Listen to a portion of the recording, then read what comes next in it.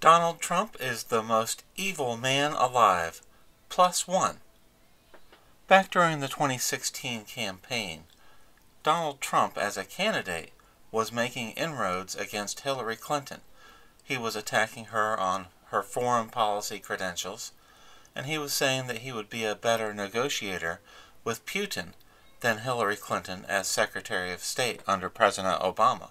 The news media saw that Hillary Clinton's campaign was having trouble responding, so they started offering helpful advice to the Democrat candidate on how best to not only counter Donald Trump, but to defeat him in the 2016 presidential election.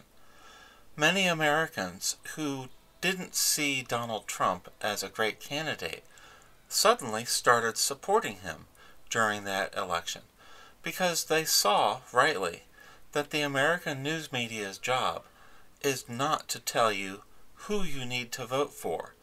When talking heads on television news networks started telling Americans that you had to vote for Hillary Clinton, many sensible voters rebelled at this notion. Donald Trump, a simple real estate magnate, was given a chance to run the country for 4 years. And the news media kept doubling down on descriptions of Donald Trump as the most evil man alive. At first, they said he was sexist. When that didn't work, they said he was racist. And when that didn't work, they said that he didn't like Latinos or Asians, and they just kept adding to the list, not understanding why his base of support didn't collapse. They didn't understand that the American people understood this was all a political game. They knew that Donald Trump had a track record for the 30 years of his professional life where not one employee of Trump organizations ever came forward and ever said he was any of those things, those labels, those ists that they attached to him. He never had a black employee say he was racist. He never had a female employee say he was sexist, or any of these other ridiculous charges. And yet the news media stuck to their narrative that Donald Trump was the most evil man alive. So they came up with what they thought would be the best attack. Because Donald Trump claimed in 2016 that he would be a better negotiator with Russia than Hillary Clinton, the news media said, oh, that means he's Putin's best friend. And when Donald Trump won the 2016 presidential election, the news media went a step further. They said that Donald Trump actively colluded with Russia, with Vladimir Putin, to steal the 2016 election from Hillary Clinton.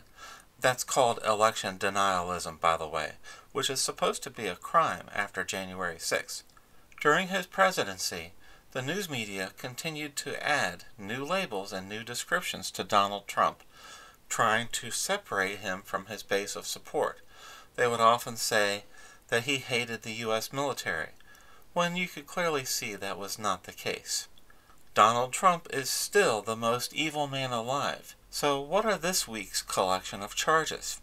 They say Donald Trump received at least $7.8 million in payments from foreign governments as president. Donald Trump had a vast business empire when he ran for president first. And when he became president, he didn't just discard all of those businesses which did international business.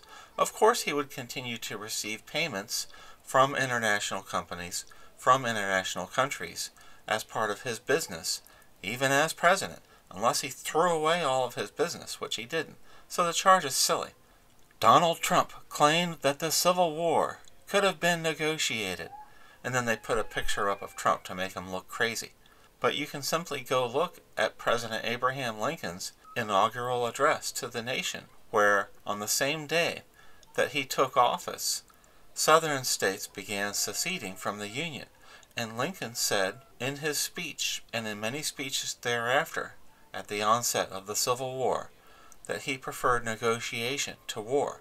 The historical record confirms that Donald Trump is precisely accurate, and yet they're going to take that quote and turn it into the most evil thing possible, because Donald Trump, once again, is the most evil man alive. This week's third accusation against Trump from Whoopi Goldberg of The View. She said that Trump's wants to put you in a concentration camp. This, in fact, echoes the rhetoric of leading Democratic Party candidate Joe Biden.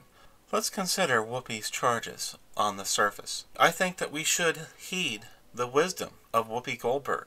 If Donald Trump ever becomes president, as Whoopi says, he might put you in a concentration camp. He might murder your family. If he ever becomes, in this hypothetical, theoretical scenario by Whoopi Goldberg, President of the United States. Wait a minute. Donald Trump was already President of the United States for 4 years. Did Whoopi Goldberg know this? Why didn't Trump get around to building his concentration camps for all 4 years of his presidency? Donald Trump didn't gas one Democrat. Donald Trump didn't arrest one Democrat and put them in a concentration camp. If you want to look at to see what president arrests his political opponents, you'd have to go with the current president in office in 2024. So Whoopi Goldberg, maybe she wasn't aware that Donald Trump had 4 years to build concentration camps and never tried. I wonder if Whoopi's hair dye has seeped into her brain. I'd like to close with 2 short clips. The first is from libertarian Kat Timpf.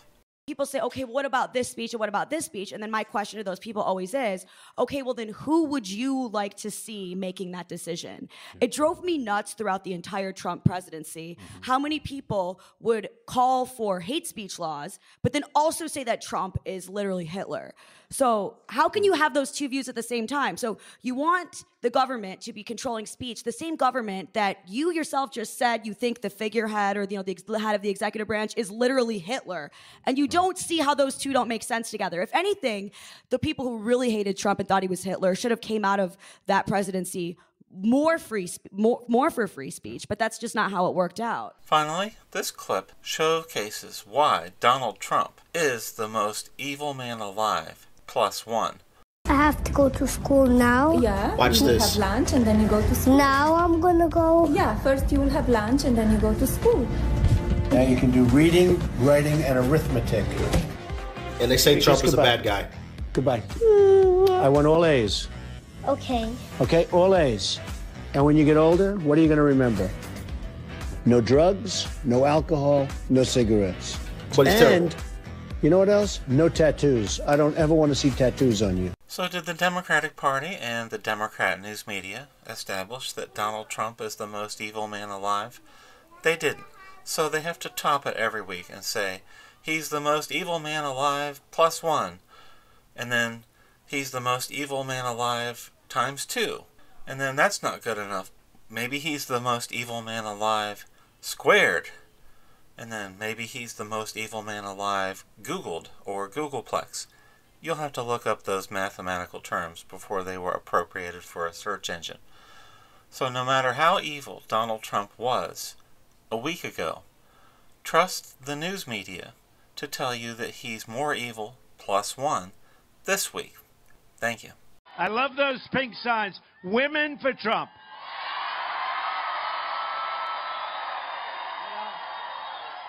I love the signs behind me. Blacks for Trump. I like those signs. Blacks for Trump. You watch. You watch. Those signs are great. Thank you.